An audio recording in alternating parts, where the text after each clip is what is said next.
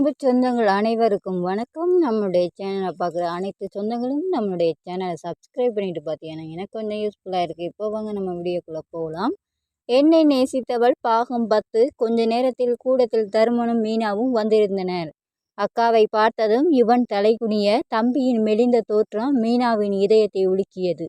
எதுவுமே சொல்லாமல் முந்தானையால் வாயை பொத்தி கொண்டு அழுதாள்.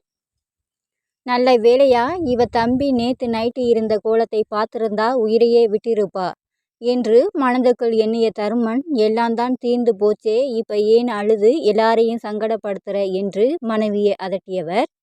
வெள்ளை புடவையின் முந்தானையை தோளோடு மூடியபடி தூணோரமாக நின்றிருந்த மாமியாரை பார்த்து, கோயில் பூஜாரியை பார்த்து நல்ல நாள் குறித்து கொடுக்க சொன்னேன். வர புதன்கிழமை நல்ல நாள் இருக்காம். அன்னைக்கே நம்ம குலதெய்வம் கோயிலில் கல்யாணத்தை முடிச்சு விடலான்னு இருக்கேன். நீங்கள் என்ன சொல்கிறீங்க என்று கேட்டார். மருமகன் முகத்தை பார்க்காமல் தலை குனிந்தபடி, உங்கள் சௌகரியப்படி செய்யுங்கய்யா, இதில் நான் சொல்ல என்ன இருக்கு என்றார் பஞ்சவர்ணம்.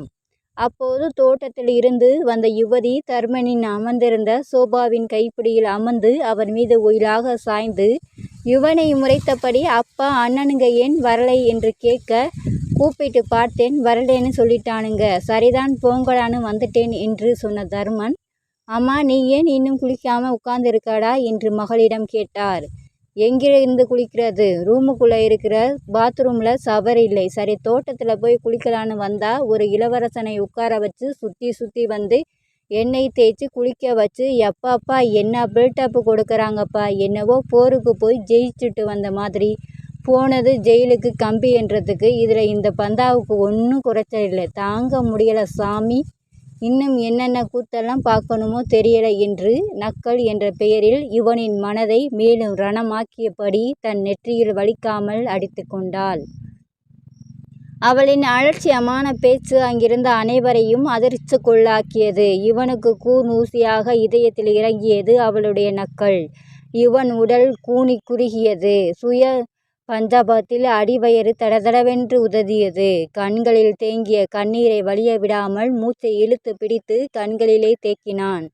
மீனா கொதித்து போனாள். வேகமாக மகளை நெருங்கி, ஏண்டி என்ன பேச்சு பேசுற, அவனே நொந்து போய் வந்திருக்கான் என்று எல்லாருக்கும் தெரியும்படி மகளை அதட்டியவள் யாருக்கும் தெரியாமல் வேணாமா என்று பார்வையால் கெஞ்சினாள்.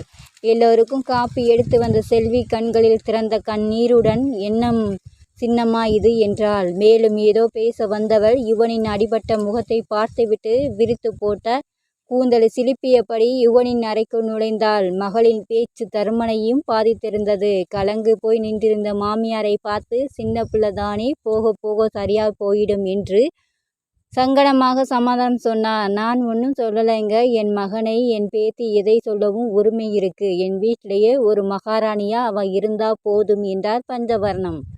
சற்று நேரத்தில் எல்லாரும் கொஞ்சம் இயல்பாகி கல்யாணத்துக்கு முக்கியமானவர்கள் யார் யாரை அழைப்பது என்று பேசிக்கொண்டு இருக்க, செல்வி மறுபடியும் சூடாக்கி எடுத்து வந்து கொடுத்த காப்பியை எல்லாரும் எடுத்துக்கொள்ள, இவர்கள் பேச்சில் கலந்து கொள்ளாமல் ஓரமாக நின்றிருந்த யுவன், அவளுக்கு இதில் சம்மதமானு கேட்டீங்களா மாமா என்றான். மெல்லிய குரலில் தருமனிடம் கேட்டான். அவனை ஆச்சரியமாக பார்த்த தருமன், எல்லாம் முடிஞ்சு போச்சு, இனிமே அவ சம்மதிச்சா என்ன, சம்மதிக்கலான என்ன என்றவர், எல்லாம் அவளுக்கு சம்மதம்தான் என்றார். இவன் தான் கேட்ட கேள்வி எவ்வளவு முட்டாள்தனமானது என்று தன்னையே நொந்து கொண்டான். கையில் இருந்த காலி டம்ளரை செல்வி வைத்திருந்த தட்டில் வைத்துவிட்டு வயலுக்கு போகலாம் என்று நினைத்தவனை, மாமா மாமா யுவதியின் அலறல் பிடித்து நிறுத்தியது. கையில் இருந்த தட்டை கீழே வைத்துவிட்டு செல்வி அவசரமாக யுவதி இருந்த அறைக்கு ஓடிப்போய் பதட்டமாக என்னம்மா வேணும் என்று கேட்க, நீயா என் மாமன், போய் மாமாவை இங்கே வர சொல்லு என்று யுவதி கத்தியது வெளியிருந்த யுவனுக்கும் கேட்க எல்லாரையும் ஒரு பார்வை பார்த்துவிட்டு அவசரமாக தன் அறைக்குள் நுழைந்தான் இவன். அவன் வந்ததும் செல்வி அங்கிருந்து வெளியேற கொஞ்சம் தயங்கி என்ன என்றான். அவனை பேச வைத்த திமிருடன் நிமிர்ந்தவள், நீ என்ன பெரிய மந்திரியா, எல்லா அலமாரியிலும் உன்னுடைய வெள்ளை வேட்டி சட்டையே இருக்கு, இப்போ என்னோட துணியை எங்கே வைக்கிறது என்று அதட்டலாக கேட்டாள். கொஞ்சம் இரு, என் துணியை எல்லாம் ஒதுக்கிட்டு இடம் தாரேன் என்று மெதுவாக கூறிவிட்டு கொஞ்சம் பழைய உடைகளை இருந்தவற்றையெல்லாம் எடுத்து வேற இடத்திற்கு மாற்றிவிட்டு இங்கே அடுக்கி வச்சுக்கோ என்று இவன் சொல்லிவிட்டு வெளியே போக கதவை நெருங்கினான்.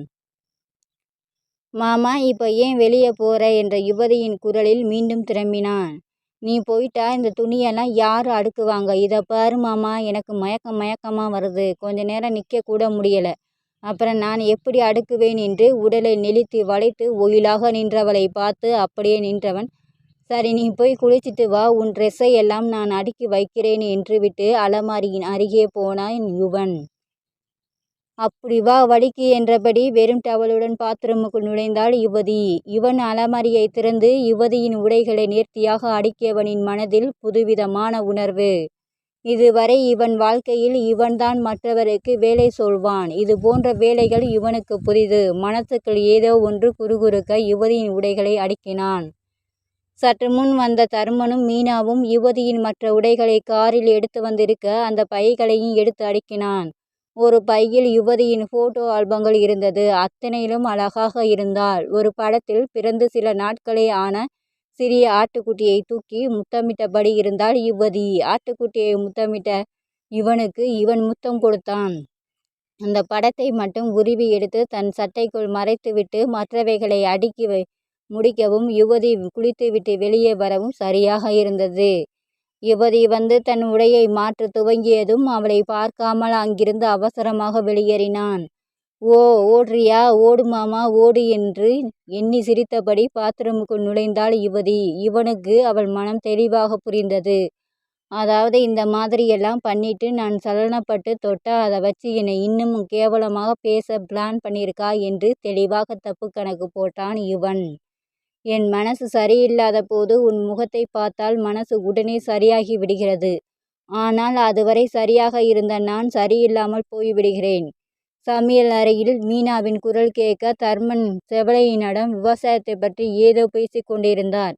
செல்வி பரபரப்பாக இங்கும் அங்கும் ஓடிக்கொண்டிருந்தாள். முந்தானையில் கையில் துடைத்து கொண்டு வெளியே வந்த மீனா, சாப்பாடு ரெடியாயிடுச்சு, வாங்க சாப்பிடலாம் என்று பொதுவாக அழைத்துவிட்டு மீண்டும் சமையல் அறைக்குள் நுழைந்தாள். அவளால் தம்பியிடம் இன்னும் சகசமாக பேச முடியவில்லை. வா யுவா, சாப்பிடலாம் என்று யுவனை அழைத்து கொண்டு சாப்பாடு அறைக்கு போனார் தர்மன். மட்டன் குருமா, விரால் மீன் குழம்பு, மீன் வறுவல் என்று ஏகப்பட்ட ஐட்டம் செய்திருந்தனர். ஒரு எவர் சில்வர் கேரியலில் சாப்பாடு போட்டு ஒரு கூடையில் வைத்து ஒரு வாழை இலையும் வைத்து செல்வியிடம் கொடுத்த பஞ்சவர்ணம், ஏல செல்வி, இதை எடுத்துட்டு போய் வயக்காட்டில் இருக்க உங்க அப்பனுக்கு கொடு என்று கொடுத்து அனுப்ப, சரியாத்தா என்று கேரியரை வாங்கி கொண்டு வயக்காட்டுக்கு கிளம்பினாள். தாவணியில் முடிந்திருந்த பொரியரிசியை அள்ளி வாயில் கொட்டியபடி ஊரை விட்டு தள்ளி வயக்காட்டுக்கு செல்லும் ஒற்றையடி பாதையில் போனவள் யுவனின் சவுக்கு தோப்பை பாதி தாண்டிய போது ஏய் நில்லு என்ற ஆண்குரல் கேட்டு அப்படியே நின்றாள். ஐயோ, யாருமே இல்லாத சவுக்கு தோப்புக்குள்ளே இந்த நேரத்தில் யாரு? ஒருவேளை கவுச்சி சாப்பாடுக்கு ஆசைப்பட்டு பேய் ஏதாவது பின்னாடி வந்துடுச்சோ என்று பயந்தபடி திரும்பியவள் அங்கே நின்றிருந்தவனை பார்த்ததும் அடச்சே, இவன்தானா என்று மறுபடியும் திரும்பி நடக்க ஆரம்பித்தாள். 2 எட்டில் அவளை அடைந்த என் தேவன், ஏய் கூப்பிட வேகமா போற, என்னடி திமுறா என்று கேட்க நின்று அவனை பார்த்து முறைத்த செல்வி, இந்த டீ போட்டு கூப்பிட்ற வேலையெல்லாம் என்கிட்ட வேணாம். ஆமாம், சொல்லிவிட்டேன் என்று விரல் நீட்டி எச்சரித்தாள். ஓ, மேடத்தை மேடமும் கூப்பிடணுமோ? சாரி, கூப்பிட்டா போச்சு என்று பதிலுக்கு கேலி செய்தவன், மேடம், இந்த நேரத்தில் இந்த பக்கமாக எங்கே போறீங்க என்று கேட்டான். நான் எங்கே போனால் உனக்கு என்னவா? உன் வேலையை பார்த்துக்கிட்டு போய் சேரு என்று ஏளனமாக பேசிவிட்டு அங்கிருந்து நகர்ந்தவளை தேவன் கைப்பிடித்து சுண்டி இழுக்க தடுமாறிய செல்வி அவன் நெஞ்சிலேயே விழுந்தாள். தொடரும். உங்களுக்கு இந்த வீடியோ பிடிச்சிருந்தா லைக் பண்ணுங்கள், ஷேர் பண்ணுங்கள், சப்ஸ்கிரைப் பண்ணுங்கள். தேங்க்ஸ் ஃபார் வாட்சிங்.